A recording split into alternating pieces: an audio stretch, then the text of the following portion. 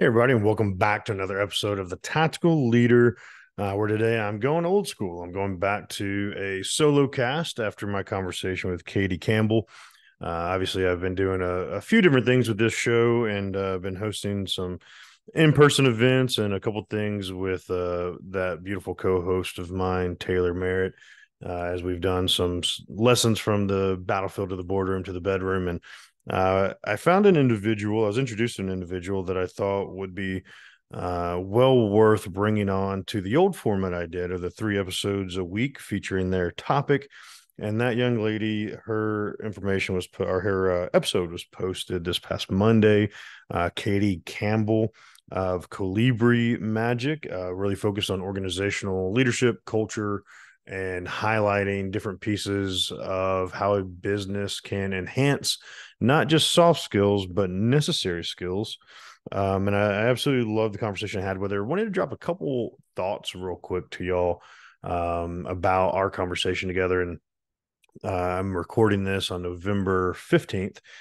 So right after Veterans Day, and a litany, about twelve events or so across a busy week last week. And then it capped off with this past Monday, hosting General Petraeus and 1,000 attendees across 3 events on Monday, from a lunch, a dinner, and a main speaking event with them. So it's been a heck of a run, and stayed busy. That's a beautiful thing. ATL Vets, Advanced Line for Veterans, is taking off. Really trying to foster entrepreneurship for veterans on the ground, and really those soldiers, those Joes that don't necessarily get the attention that they deserve, and helping them come into the forefront, come into the light. And it's funny, Katie and I talked a little bit about that because um, she volunteers for an organization that does something similar, and she's a former military spouse. So we kind of talked about a lot about necessary skills, and she reframed it for me. I initially called them soft skills, um, and she reframed it as she cited a couple studies on Monday talking about how soft skills aren't actually soft skills, and they've reframed it into being necessary skills, skills that are necessary for the success of an individual. And I thought that was a fascinating reframing, because she was 100% right that the necessary skills of an individual are those formerly known as soft skills to enhance the EQ and awareness of the individual to further themselves, whether it's through promotion, advancement, or even in my world of entrepreneurship, right? How good are you at talking to folks? How good are you at working with a team? And this past Monday, I had about a three week runway to get these 3 events put together. The lunch had 170 people. The dinner had 80. The main event had about 700. And it was so fascinating because I did it at 2 different venues. Each venue had their own staff. Beyond that, I had sponsors, partners, um, local law enforcement involved for security measures, not so local law enforcement involved on higher level security measures. And it's just really fascinating to see how well all these different personalities work together. And outside the military, to see essentially units combining like that, right?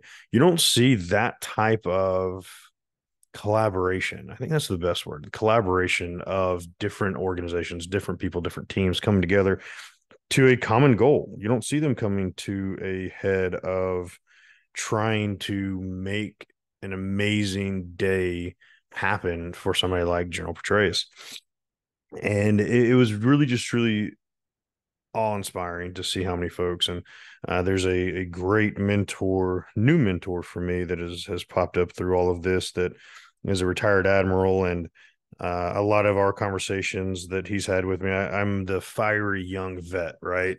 I'm where he and I are members of an organization. I'm the youngest, I believe at this point, youngest in the organization across the country, which is an interesting thing to say at 35 when I have bad knees and a bad back and hate getting out of the bed to be told I'm still a young buck. But it's funny as I talk to him about certain things, and he sees the passion and the fire I have. But he's such an articulate man attached to enhancing teamwork and enhancing conversations. And really, one thing he said to me struck me in a way that in the military we realize, but we don't utilize, and that's the talent you're given, right? So in the military, I didn't get to choose who was on my team, right? I didn't get to choose what soldiers I deployed with. I didn't get to choose who my leadership was.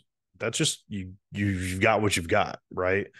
And it's such a beautiful thing to realize when I left the military and then I put on an event like this, right? How much of the same necessary skills were in place? When I went and deployed in 2019, I had about 2.5 months to, I got a brand new group of guys, 35 guys, brand new group to deploy with. So I had 2.5 months to earn their respect, get them in fighting shape, if you will, so that we could deploy the Green Berets and do different things with them for a year, combat operations for a year. But you had to gain loyalty, right? If I said move, they had to move, especially under gunfire.